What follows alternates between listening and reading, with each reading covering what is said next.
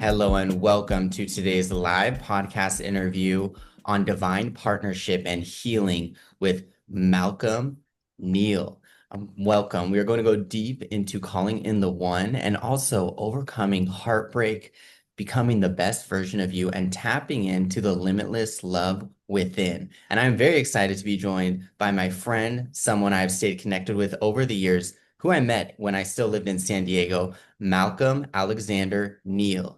Malcolm is a poet, storyteller, and truth teller who invites readers into the layered emotional landscape of his life in verses of life through chapters of love.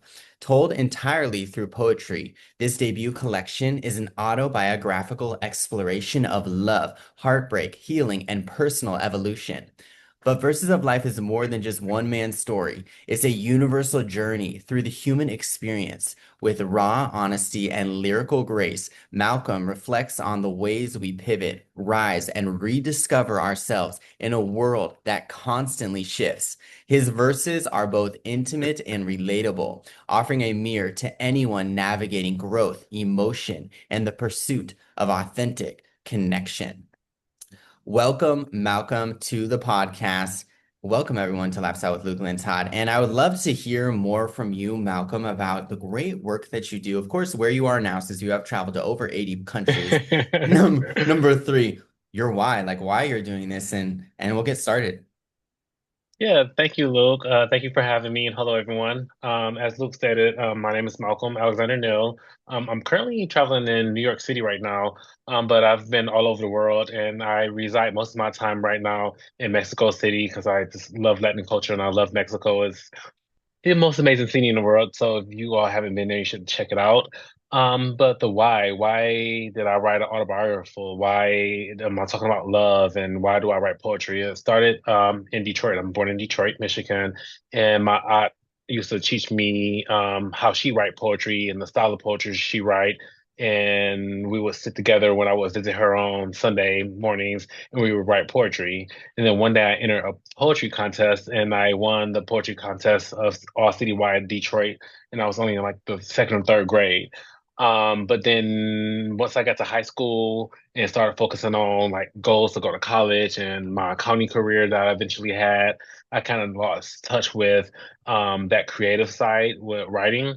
But I've always knew that I wanted to write an autobiography. And so each time I would try to pick up writing my autobiography, and I always thought I would do it through some type of fictional autobiography where I would make all these characters and I tell like this glamorous, fun story. But I quickly found out every time I pick up the pen, I don't like um, character development. And then one day in Mexico City, I was sitting there and I wrote a poem about how I was feeling. The next day, I wrote another poem, and it kind of just snowballed into a book 6 months later. Wow, that's Yeah, six fabulous months. to hear. uh, So, so it sounds like the words just fl have been flowing through you, and of course, your life experience is, I'm sure, painting some of these things that you're sharing in your book. And I would love to just hear more in terms of divine partnership, in terms of healing. Like, what experiences have brought you to this place that you are now that have formed your perspective? Well, right now, it started in the book is centered around my therapeutic journey. And so I guess I would say around the time that I started therapy, I started off going to couples therapy. Then I started doing individual therapy. And then my therapist helped me get through some dark times. I've been had the same therapist for about 3 or 4 or 5 years. And so although my therapist helped me get through dark times, I also work through good times, and when I'm in a good space, how to continue therapy, how to basically stay tuned up, and how to navigate life, how to navigate anything that's in front of you, emotions, relationships, etc. And so one day when I wrote my first poem, it was kind of like just a therapeutic exercise. It's like I need to get some of these thoughts out. And then I said it snowballed because I quickly found out I had a lot of things I needed to get out. So although I had been going through therapy and talking about it, I had some chapters I hadn't completely closed the door on, and some things hadn't come full circle in terms of how I thought about the situation and how I realized after writing my journey down on pen and paper that I was like, oh, I actually am very moved on from this situation, and I have a different outlook now, and I was able to look at it through both the poetry, but after each poem, I write about what was my therapeutic journey and how did I get through that situation. So when I wrote about that, I was able to look back and see the growth from those situations and how I'm a new developed person after that. And so it was very therapeutic and fun and lethargic, but it was a great experience. Yeah, that sounds amazing. It sounds like a great experience. And so we're in a time where sometimes people are not wanting to talk about mental health, right? And we know that it's all Yes. connected. And when you are Yeah. your best self, you can be the best partner, you can be the best lover, you can also be the best you to help this world. And I'm curious about people out there that are doing it alone and they're feeling like, well, I'm not going to talk to anyone about all the issues I'm going through, whether it is healing, whether it is it's calling in love, right? They have been going through some shit, some heartbreak and all that those types of Uh-huh. things. Like, I think we need to talk deeper today. And I know when you're working with me, when you're joining one of our retreats, when you're going to a therapist, etc., so on and so forth, you're not doing it alone. You're able to understand what happened and begin building the future that you desire rather than recreate old patterns, right? And you see this, on the counseling side with attachment styles that a lot of these not positive and not healthy attachment styles have been learned in childhood, right? And are recreated, Yes. manifested often with the person that you are dating. And I'm curious about how, like, for people out there that are considering jumping into the world, like you said, of therapy, jumping in the world, maybe of reading your book, of maybe going on a retreat, but they haven't taken the steps yet. What words of wisdom would you give them?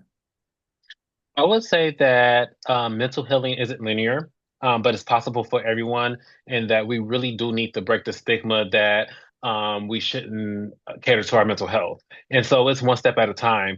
Every therapist isn't going to be a great fit. Maybe to your point, go do a mental retreat.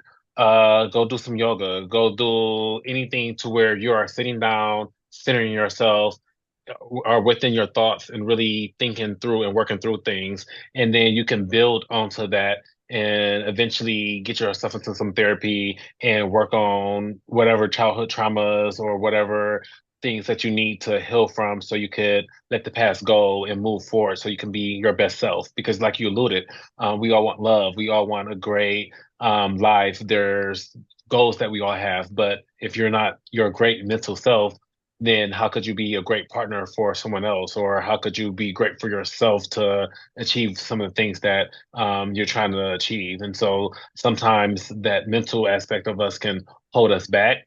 So I would just definitely encourage people. It's not a linear journey, and it's possible, and take small steps, and it will eventually snowball into continuous journey of growth. Because one therapy session, two therapy sessions, or even a year of therapy, it doesn't stop at that. It's certainly a life journey. And I know people often compare mental health to looking at like a car getting tuned up. You get your car tuned up every so many thousand of miles, then why shouldn't you continue to always go to therapy and making sure that you're getting your mind, body, and soul tuned up? Absolutely. I love that way of thinking of getting your mind, body, and soul tuned up. And for you Yeah. personally, Malcolm, like if you were here talking to your former self that may have been in a darker place, what would you tell to that former self from this perspective now? Oh, that's a deep question. I would say you can get through it. I would say don't stop therapy and don't let the dark times make you go back to your old patterns. I feel like I possibly lost some years going and repeating patterns that my therapist tried to help me get through. One of them was codependency. And then I would say that there's a light at the end of the tunnel. So keep doing the hard work and it will pay off. Absolutely. Yes. Okay. And now I want to give some background about Malcolm and I met when I was in San Diego. And I remember when this was a couple years ago, and I remember hearing about your pathway, right? Like Malcolm's ahead Yeah. of the curve. He's been nomadic for quite some time. and living your dream, living your purpose. I know I've seen online, which you publicly share about your great relationship you in and and you're spreading love everywhere. And you recently did a book signing at Barnes and Noble. So do go and follow Malcolm. And you're just spreading so much light out there, Malcolm. And then for some people, and I'm thinking of my own former self when I first met you a couple of years ago, some people feel kind of like stuck in this routine of doing the same things rather than going and moving country or, right now you're in New York City. I don't know where you're going next, but you've been really going for your dreams and not Yeah. stopping, right? And you've even, been finding happiness, love outside of the USA and finding a way to make that happen. And like you said, it sounds like you're extremely happy. Like some people out there are, once again, they're kind of like stuck in that routine of doing what maybe they see, or they can't leave that routine, right? The reality is like some people are physically, they need to stay in that place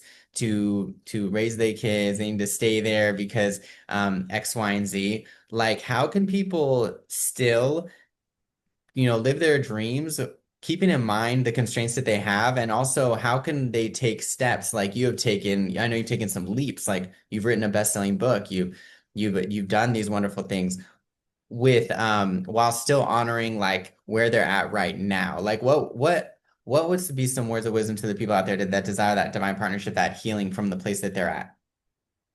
Well, I would start with manifestation. I think manifestation is powerful, and particularly from an action standpoint, write down your goals. What do you want to do? What are some of your dreams? What sounds crazy and wild to you that you wish you could do tomorrow?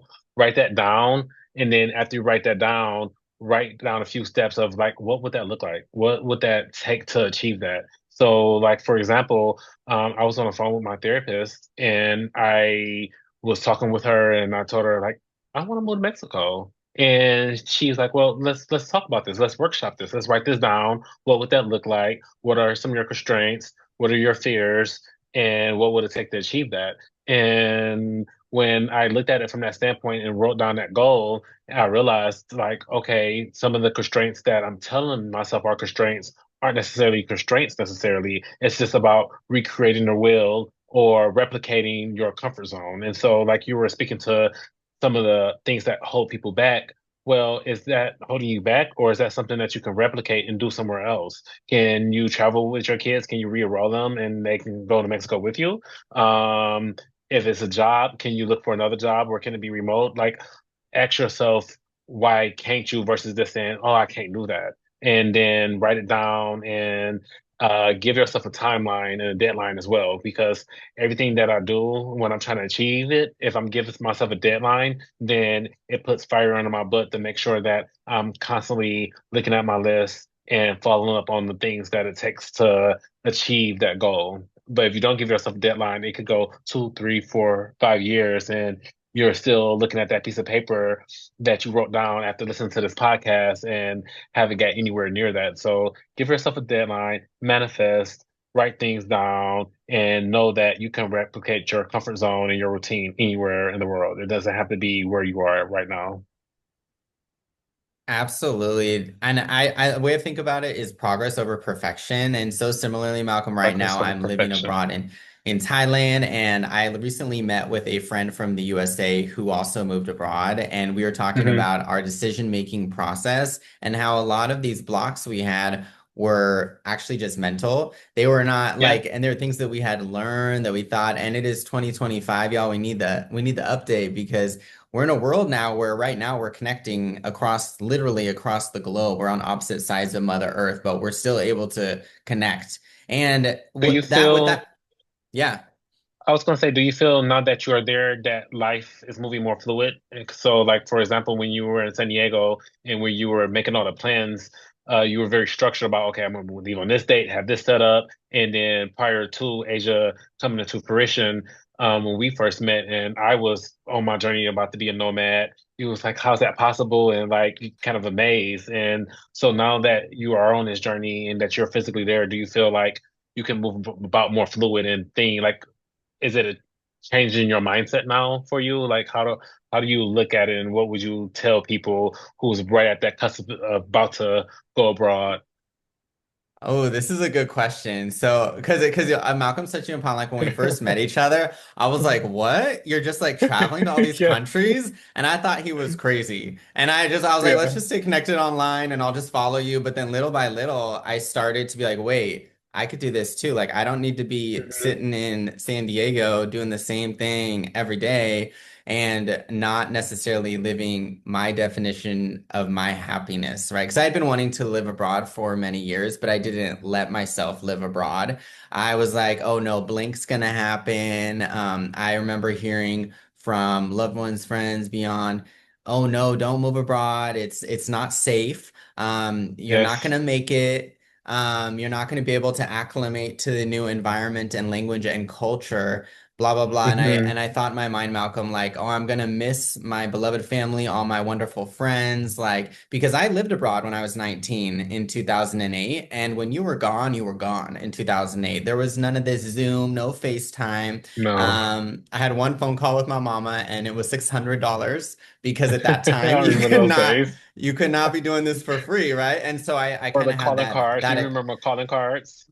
yeah, calling cards. Yeah, it was a very different era. And like I remember I came back after 2008. I was like gone the whole year and like Barack Obama was president. The USA was completely different. I was speaking Spanish and thinking in Spanish and got back and I was totally different person because I was truly immersed. I went to the University of Costa Rica. All my friends were Hmm. ticos like so I'm very grateful I went at that time. Now moving abroad now, Malcolm, like as you can tell, it's not 2008 and it's not even No. 2015, y'all. It is 2025. We need the update, okay? We have FaceTime, we have Zoom. So I'm staying in great contact with Malcolm, with my friends, with my family. We're doing FaceTimes. I actually feel like I am having deeper conversations with my clients, with my loved ones beyond because I have the space. Yes, I'm doing a call with a friend tonight, my time at like 11 p.m. But it's beautiful because being outside of the USA, it's a very different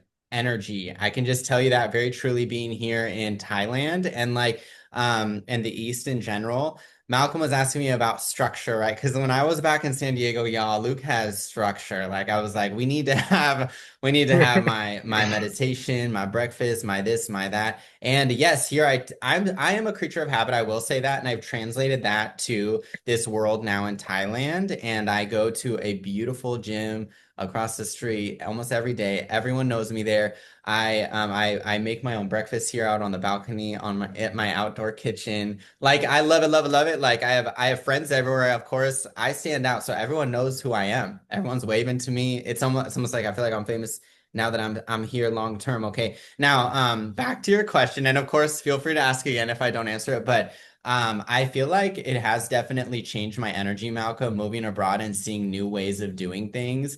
And now I really see that life over in much of the West for truly what it is, because I think when you're inside of it, it's often easy to think that it's normal to be inundated with tasks, with to-do lists, and having it's normal to have these crazy unrealistic expectations. Okay. And taking on too much. Now here, like I was saying, like it's a Buddhist country. They believe in karma. People are helping each other. It seems like everyone in this society that I have interacted with, many people are definitely happy where they're at. If that makes sense. I've Yeah. noticed that as a big difference. They're also like feeling purposeful what they're doing. And I think that's something that I have really taken on. And then of course, you notice that yeah, like you're saying, things have been flowing in my life. Okay. I don't feel like I'm as much hustling, I'm as much grinding, forcing, I'm allowing here. I don't know if that makes any sense, but it's like, yeah, in terms of friendship, in terms of who I've been meeting, what I've been doing, where I've been going, it's so much easier. That's the word I've been thinking about. I Yeah. think it's been easier for me since I've set myself free to go and do what I've been wanting to do for years. So I think, and for me, of course, it all started with those baby steps, like meeting you, Malcolm, going on my own retreat, going, doing coaching, right? Talking to people that had already done it. Um, and yeah, like getting that update, it's not 2008. It's just not. Yeah. I don't know, but No, it's how does not. that sound to you? Like, tell me more about your journey too, because I know you left Detroit and you've been traveling for more, and I'd love to hear more about that story too. Yeah, no, I think my decision making and my outlook on the world, my journey and how I move is definitely not more fluid. I don't hesitate when I'm thinking about what I'm going to do next. Like if I'm sitting in Argentina and I'm like, you know what, I think I'm going to go to Chile tomorrow. I get up and I go to Chile tomorrow and I go explore and be in my next location as long as I feel like I am happy there or as long as I feel like I need to be there before I'm off to the next place. And then I also think living abroad, when you out of the machine of the USA, you definitely become a more patient, more centered, and happier overall person. I notice as I still own my home in San Diego. I notice when I go back to San Diego and then I like fall into this routine of I gotta go do this and do that and have like that hit list, that unrealistic hit list that you just spoke about. And so I am pretty crazy with my hit list. And so although it's unrealistic, my friends say, how many hours are in your 24 hours? Because you make it look like it's 48.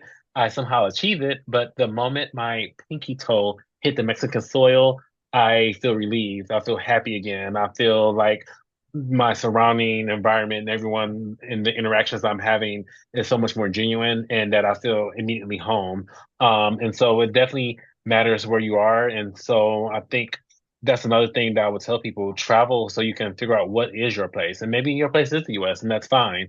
But travel and meet people and expand your horizon and expand what you intake and what you learn about different cultures, religions, spiritual ways of thinking, all of it. And when you travel the world and you take all that in, then you would have more perspective about like what fits for you, but you'll also just find out like you can just relax. Just relax and just take it in and then just enjoy, you know?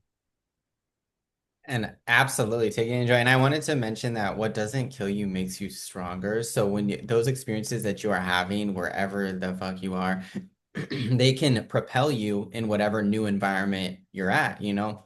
I know being here abroad, being like having come from that grind culture of Southern California and the West in general, you really notice it, okay? Like being here, I'm really able to relax and also allow. Number two, I wanted to mention that when you're outside your culture, wherever you live, that allows you to be more in contact with who you are and who you are meant to become. And on that note, this actually is a quote from Malcolm, knowing, yeah, so you need to start with knowing you in order to know what you want. And I wanted you to talk more Sure. about that because I think like I think of love oftentimes, Malcolm, as like it's like we're trying to connect often with the external, with my body, with my current interests, with whatever, what have you, these things that are changing, that are temporary, as opposed to with the core. And I love that quote from you about getting to know who you are, what your values are, what your life goals are, and love as we go deeper into my partnership. Feel free to share more about that. What does that mean to you? Yeah, I think when a lot of us approach love, we approach love about like what partner do we want and or we have like this idea of a person versus really considering once we have this perfect person, what does that really look like? But when you really look into your inner self and understand what makes Luke happy, what makes Malcolm happy, what are my hopes, what are my dreams, what are my like hell no, like I cannot accept this. This would drive me crazy, and I absolutely don't want that. You learn to draw boundaries and you learn to be more selective. I think that when you don't know yourself well enough, and most people would hear that, I'm like, of course I know myself. No, when you truly know yourself and you are strong enough to draw those boundaries, then that's when you're ready for the relationship because then you could do one of two things. One, make a list. Here I go again with my list. Make a list about what is your dream guy. What are your must-haves? What are some of your non-negotiables? And make it an exhaustive list. I have a short, quick story. I was in Detroit with my mom and one of my best friends, and I hadn't met my now husband yet. And we were going through my list, and I call it my guy wish list. And I also wrote a poem about that in Verses of Life. And they were looking through my list, and it's like, Malcolm, this is unachievable, and you are blocking your blessings. You need to bend on some of these criteria. Or you are absolutely crazy, and you're never going to get a man. And I was like, well, no, I don't want to bend on nothing that's on this list. And if it's unachievable, one, let me go down a journey and see if there's something I feel like I need to tweak. But when I take a look at that list and when I look over this list with my therapist, there's nothing on it that I need to tweak. I had all my non-negotiables, and I found a person that meets every single thing on that list. And so it's definitely about intentionality. And what's great about it is when you're dating with intentionality, right away you are not wasting your time anymore because you will sit down on that first date and this person seems like they can't even meet 20% of that list, you'll get to right the fuck up and leave.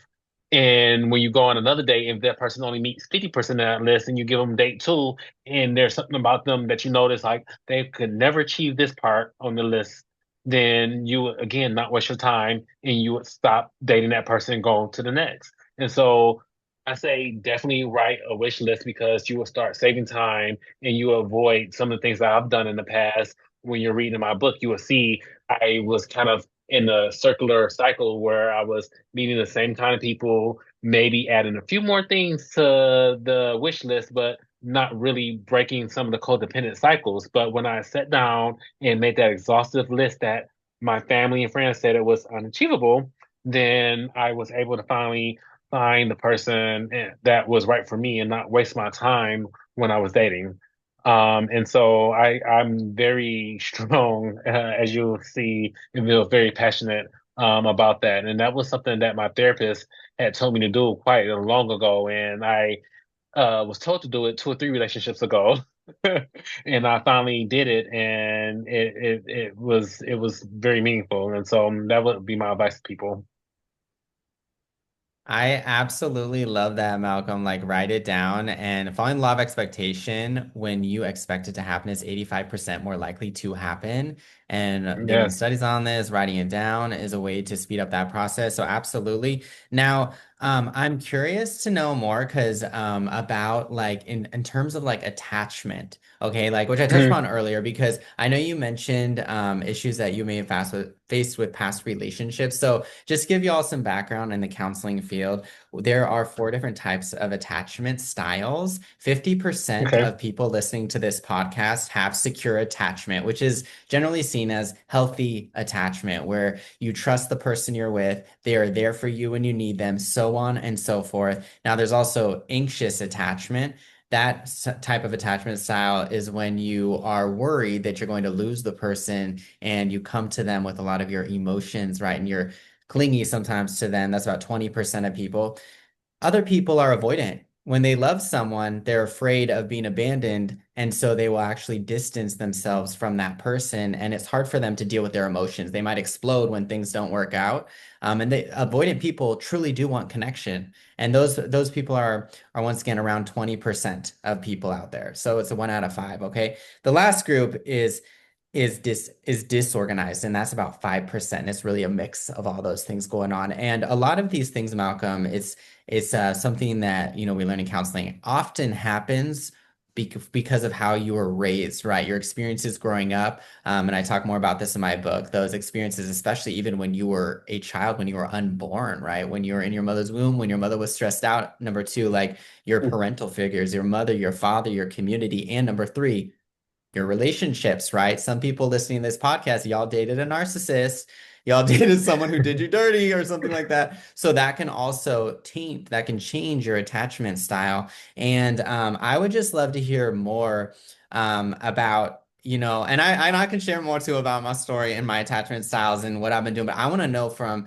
you, Malcolm, about how you were able to stop repeating that cycle and attracting partners that were just for a blank reason not a good match. Maybe they were avoided. Maybe they were disorganized, etc., and so on and so forth. And I wanted to mention, like, if you are one of those attachment styles, it might be good to find someone who is also the same one as you, so you both speak the same language, or someone who is secure who can help you become secure. But I wanted to hear from you, Malcolm. Like, just feel free to share more about for what people, if people are dealing with that cycle from something that sometimes was out of their control or already happened. Yeah. I would say start off by understanding, to your point, what is your attachment style? Because once you know yours, then you can try to start working on figuring out what are you attracting. And so I found myself in a handful of codependent relationships, even some that didn't seem codependent in that moment. But looking back, I saw ways that they were codependent because I think I'm an anxious attachment style. But I know with certainty that I tend to be a caregiver. And so that caregiver nature in me tracks other anxious attachment styles. And then I tend to, when I receive an anxious attachment style, want to take care of them, want to pamper their fears, want to make sure that they're their best self. And but that cripples them. That makes them more codependent on me. And then the more they're codependent on me, now I'm annoyed because now I find myself having this person that is starting to get on my nerves, and it went from I'm helping you to you're dependent on my help versus being this like independent person outside of a relationship, and we come together and lift each other up. And so I would say learn what you are so you can understand what you're attracting. And then once you understand those two dynamics, then you could work with their therapist on what do I need to do? What tools I need to have in place? How can I work on breaking that cycle? And I knew I was a caretaker, like who like I know I You are. want to take care of my man, but I didn't realize that that was a problem. And I didn't realize it was connected to an attachment style. And so when you have these kind of conversations and you learn about yourself and learn what are the patterns in your history, then you could then seek help to figure out what tools do I need to break that cycle. Beautiful. Yes, I 100% agree with you, Malcolm, that the first step is self-awareness. There are multiple attachment style quizzes online. Once again, it's 2025. You can find out in the next 5 minutes what you are. You I can. am an anxious attachment style, and that comes from my own experiences growing up, like through with multiple parents, my own experience with past partnerships. The list goes on. Now, I would say that it's not necessarily a quote unquote bad thing if you are one of these attachment styles. There are strengths in being an anxious attachment style because you are very much in tune with your partner. You're in tune with the emotions. And it's also good to have a healthy attachment style, which is typically the secure attachment. So it is once again like Malcolm, I just want to reiterate what you're saying, like going to therapy, working with a coach, like identifying what why you feel this way. And that's really the work that we go deeper into when you join us. And I'm sure like when you're reading our books to really uncover like what's going on so you don't repeat this cycle. And also it matters, I want to mention too, it matters who you're connecting with right now in this very moment. You have no control over what the hell happened when you were growing up as a child, where you were born, what body I entered. Okay. You have control. You are responsible for Control. your healing in this very moment. So studies show Hmm. over and over and over and over that when you have positive relationships that can help you heal from a traumatic experience. And I want to mention like there's big T trauma, there's something big that happened, and then there's small T trauma that can be just as damaging. So those are two things like a big T trauma is like a death in the family, massive abuse, okay, in one instant. Small T trauma is like backhanded comments, is looks, stares. And you see this with people that don't match the status quo, that it can actually be just as damaging as one large life trauma. And it's important for us to like identify those experiences and heal from them, right? And become stronger through them. Use your wounds as wisdom, as Oprah Winfrey says. And yeah, like be aware of them so that you don't recreate that cycle. And I know it's a process, not a result. So yeah, feel free to share anything else coming up for you, Malcolm. Yeah. What's coming up for me? Well, right now I recently launched a merchandise line. Versus of Life brand has cups. I have t-shirts, have athletic gear, yoga gear. But the point of the brand and the point of the merchandise line is to spread positivity. And so I had been doing something for about 10 years where I send a morning quote to my family and friends. and the inspiration ranges from all different places, but kind of the point of it was to stay in contact with family and friends and have them wake up to a positive word. And I had got feedback over the years like, oh, you need to write a book and put all these quotes in the book. And one day after I wrote Verses of Life, I thought I want to keep spreading that positivity outside of just this small group of friends and family and spread it to the world. And so check out versesoflifebook.com where you can pick up a copy of the book or something from our merch line. And then um, coming up, I'm writing a quotes book, and then there will be future additions to Verses of Life as well. Amazing. Y'all heard it right. So definitely go visit Malcolm's site and sign up for those texts. I get those texts and they are extremely uplifting. And I've been following you on Instagram and just loving everything that you're putting out there. And that kind of like goes back to, being in control of what you're letting into your sphere. Like it's so good to connect with amazing people like Malcolm and do check out your book, Malcolm. I'm excited to hear more. And with all that in mind, Malcolm, like what's been your greatest takeaway from this experience of writing your first book, becoming a best-selling author, and calling in the one? Like, what have you learned through this journey? I've learned that once you put your mind to something, but putting in the work. I don't like when people say that with baseless or not giving background, but once you put your mind in something and put in the work and the hours, you can achieve whatever your goal is. And then also just the sheer connectivity of people. We are all more like than we are different, and we live in such a divisive world right now.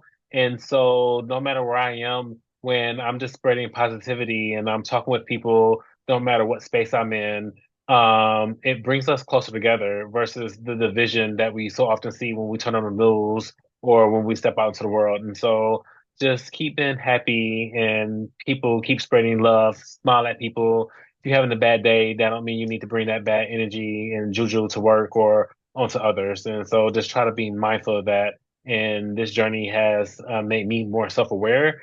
And hearing people's stories and being able to spread some of the positivity definitely shows me the humanity of people and gives me hope for our future. Absolutely. And I would love to know, Malcolm, like this is something I've been asking a lot on my podcast. Like, if you Okay. could create a law in across the whole world Oh, that this is that would hard. help people, in Um, all the, that relates to all these things you've been talking about, like what law would it be? a law. Ooh, this is hard. The first thing that came to mind is everything is rooted from knowledge. Tell, when you have history and everybody, um, have the proper knowledge and education, then I believe everybody is on the same page and you can fight misinformation. And so for me, kind of two things. I will want a law across the world to where everybody have to learn all the basics of everyone's culture, and so we can all be on the same page and not spread lies and have false information. But also, with me being on social media so much more, there needs to just be a decency law in place on social media. Too many people put their hands to the keyboard and say the most outrageous thing out of the name of the fact that I'm hidden behind a screen. And I just think that cyberbullying, even if somebody don't consider themselves that, is a thing. And I would want to put a law in place that combats that because we need to exercise the same basic humanity and decency that we would face to face online. Very true. I so agree. And how can people best connect with you, best begin their healing, their divine partnership journey? Yeah, check me out on Versus of Life book on Instagram and Facebook, and then also sign up to my newsletters on www.versusoflifebook.com. Awesome. Is there anything else that you'd love to mention to podcast listeners and viewers before we close out today's session? Just stay positive. Tomorrow will come and you can get through whatever you are in this moment. Check out my book, and just think about what emotions are you feeling today and how do you want to change if it's not a positive emotion for tomorrow. Beautiful. Thank you so much for joining the podcast, Malcolm, and everyone for tuning in. I'd love to hear your greatest takeaway in the comments below. If you have any questions now or in the future, drop them and we will respond to you. I'm excited for your next book coming out with all the merchandise, all the things that you're doing, Thank you. Malcolm. I I'm will excited for definitely you be as following well. you. Thank you. Likewise. And so if you are interested also in joining the movement, do contact me. We have the Soulfit Summit Bali Retreat coming up in just 3 months. We're going to do some deep healing manifestation and mind body work in Bali's serene landscapes. And I would love to connect with you if you are one of Malcolm's people. Let's follow, vibe each other on Instagram, limitless_Luke. LukeLintott.com is where you can find all my links and learn more. Have an amazing day, everyone. You are worthy. And today I invite you to attract the one by becoming the one. Pour into yourself. Self-love is Yes. not selfish. You are in turn pouring into the world, keeping the bigger picture in mind. Have a great day, everyone. And thank you for We're tuning going. in to today's live. And I'll let y'all go. Have a wonderful evening, day, life, year. Let's stay connected and rise higher.